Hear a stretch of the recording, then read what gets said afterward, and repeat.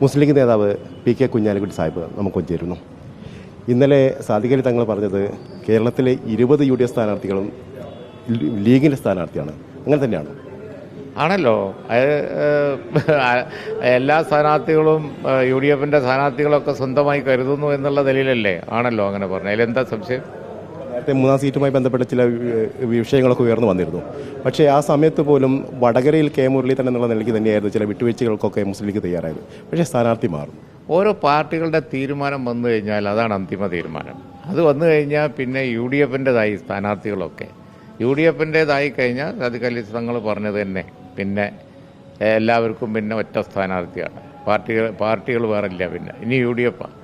അപ്പോൾ രാഹുൽ ഗാന്ധി തൊട്ട് അവസാനത്തെ പിന്നെ കാസർഗോഡ് സ്ഥാനാർത്ഥി വരെ തിരുവനന്തപുരത്ത് സ്ഥാനാർത്ഥി വരെ എല്ലാവരും UDFൻ്റെ എല്ലാ സ്ഥാനാർത്ഥികളും ഞങ്ങൾക്ക് സ്വന്തം സ്ഥാനാർത്ഥികൾ തന്നെ. അതിലെന്താ സംശയം?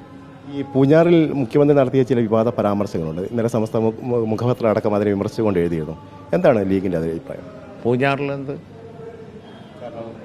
വിഷയവുമായി ബന്ധപ്പെട്ട്? പൂഞ്ഞാറിലല്ല, അത് തിരുവനന്തപുരം യോഗത്തിലല്ലേ. അതുണ്ട്. അത് നേരത്തെ പറഞ്ഞു കഴിഞ്ഞതാണ്. നേരത്തെ ഞാനതിനെപ്പറ്റി പറഞ്ഞു കഴിഞ്ഞാണ്. അത് ഒരു കൂട്ടർ മാത്രമല്ല, എല്ലാവരും ഉള്ള ഒരു സംഗതിയായിരുന്നു. അതിൽ അങ്ങനെ ഒരു തകരാറ് വന്നിട്ടുണ്ട് എന്നുള്ള അഭിപ്രായമുണ്ട്. അതാണ് ആ യോഗത്തിൽ അന്ന് മടവൂർ ചൂണ്ടിക്കാണിച്ചത്. സംഘപരിവാറിൻ്റെ അതേ ഒരു നിലപാടിൽ തന്നെ നിങ്ങൾ കൂടുതൽ ധരിപ്പിക്കണ്ട. വളരെ കൃത്യമായി തന്നെ രാഷ്ട്രീയം പറയുന്നു കുഞ്ഞാലിക്കുട്ടി. ഇപ്പോൾ കേരളത്തിലെ 20 UDF സ്ഥാനാർത്ഥികളും മുസ്ലിം ലീഗിൻ്റേത് കൂടി തന്നെയാണ് എന്നാണ് അവർ പറയുന്നത്.